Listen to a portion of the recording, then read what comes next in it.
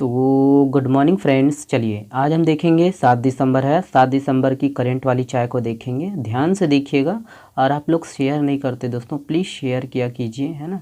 चलिए पहला प्रश्न, मुख्यमंत्री श्री भूपेश बघेल ने भिंड मुलाकात अभियान के तहत फिंगेश्वर को पूर्ण तहसील बनाने की घोषणा की है। यह किस जिले में है? ऑप्शन है यहाँ पर, करेक्ट आंसर है ऑप्शन नंबर सी है गरियाबंद। ध्यान दीजिएगा गरियाबंद।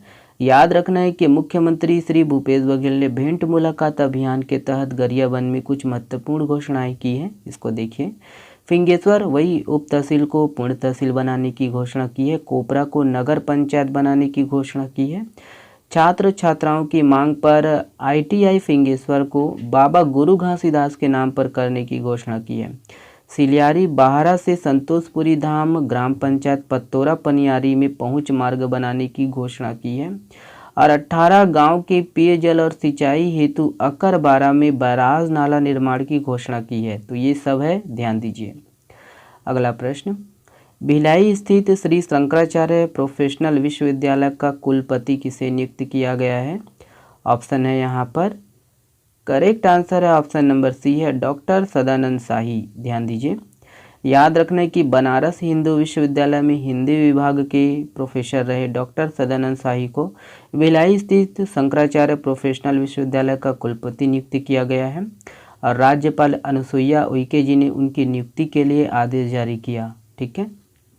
ये वाला प्रश्न, किस जिले में लघु वनोपज उत्पाद पार्क का शुभारंभ किया गया? ऑप्शन है यहाँ पर, इम्पॉर्टेंट प्रश्न है, वही है बी सही है दोस्तों, गरियाबंद। ध्यान दीजिए। याद रखना है कि गरियाबंद में मुख्यमंत्री भूपेश बघेल ने बड़ा ऐलान किया है। देवभोग नगर पंचायत और झाकरपारा को उप तहसील का दर्जा मिला।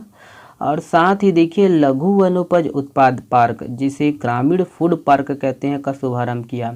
इसके साथ ही ग्रामीण उद्यम पार्क की स्थापना के लिए 7.42 करोड़ की मंजूरी दी है। ध्यान दीजिए कि वही सीनापानी में सहकारी बैंक और कोस्टा मुड़ा तालाब का सौंदर्यीकरण की मंजूरी दी। साथ ही ऋषि झारण पर्यटन के लिए 30 लाख की मंजूरी दी है। याद रखना है कि ग्रामीण उद्यम पार्क ग्रामीण फूड पार्क देवभोग में प्रस्तावित प्रसंस्करण इकाई की जानकारी निम्नानुसार है। चिरंजीवी प्रसंस्करण, लाख प्रसंस्करण, दाल प्रसंस्करण, नीम महुआ कुसुम तेल प्रसंस्करण, मसाला प्रसंस्करण। छत्तीसगढ़ राज्य उद्योग विकास निगम मर्यादित रायपुर द्वारा ग्रामीण उद्यम पार्क की स्थापना हेतु लागत राशि 7.42 करोड़ की लागत से की जाएगी। वही है, ध्यान दीजिएगा, इम्पोर्टेंट है। ओके, देखिएगा ये इम्पोर्टेंट है कि उक्त केंद्र में कुल 11 महिला स्व सहायता समूह शामिल होंगे, जिसके अंतर्गत लगभग 150 महिला सीधे केंद्र से जुड़ेंगे। उक्त विकास खंड के अंतर्गत देखिए 16,000 से अधिक संग्राहक परिवार उच्च आय प्राप्त कर अपने जीवन स्तर को ऊंचा उठा सकेंगे। ध्यान दीजिए। देखिए ये वाला प्रश्न, हाल ही में चर्चित माउंट सेमेरू वोल्केनो किस जिले में स्थित है?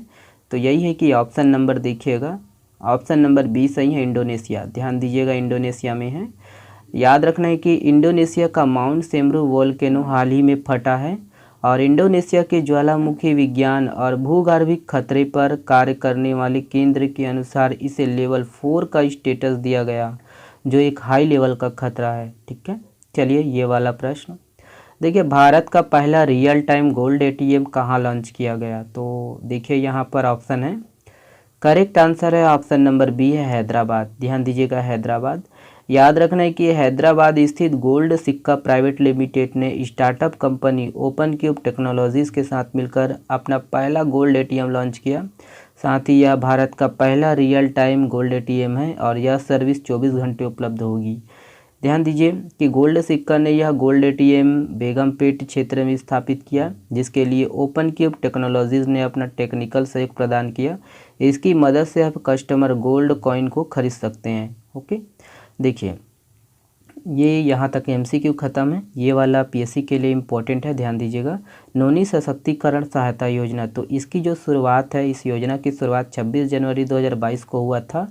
याद रखना है कि राज्य में नोनी सशक्तिकरण सहायता योजना में 18 वर्ष की आयु में 3 वर्ष की वृद्धि हो गई है ना। और 3 वर्ष की वृद्धि करते हुए योजना का जो लाभ है 21 वर्ष तक की जो है बालिकाओं को मिलेगा। इस योजना के तहत प्रदेश सरकार अब असंगठित क्षेत्र में काम करने वाले मजदूर की प्रथम 2 बेटियों को 20-20 हज़ार रुपये की आर्थिक सहायता प्रदान करेगी। ठीक है, आर्थिक सहायता प्रदान की जाती है। ठीक है, ध्यान दीजिएगा, 20-20 हज़ार रुपये की आर्थिक सहायता प्रदान की जाती है। ओके, चलिए देखिए अगला है कि भगनी प्रसूति सहायता योजना। तो याद रखना है कि भगनी प्रसूति सहायता योजना का नाम बदलकर मिनी माता महतारी जतन योजना रखा गया है। ध्यान दीजिए कि यह योजना छत्तीसगढ़ भवन एवं अन्य सन्निर्माण कर्मकार कल्याण मंडल के हितग्राहियों के लिए संचालित किया गया और इस योजना के तहत 10,000 रुपये है ना प्रसूति लाभ दिया जाता है। तो ध्यान दीजिएगा, इम्पोर्टेंट है। ओके, चलिए ये वाला प्रश्न आप लोगों के लिए है। इस प्रश्न का जवाब आप लोग दीजिएगा कमेंट्स बॉक्स में। छत्तीसगढ़ में संविधान का इकलौता मंदिर किस जिले में स्थित है? ऑप्शन को यहाँ देख लीजिएगा और कमेंट्स में जवाब दीजिएगा। चलिए आप हमसे जुड़ सकते हो टेलीग्राम चैनल से, टेलीग्राम से जुड़िए और अधिक से अधिक शेयर करिएगा। चलिए दोस्तों, है ना, तो शेयर ज़रूर करिएगा दोस्तों। चलिए बहुत बहुत धन्यवाद।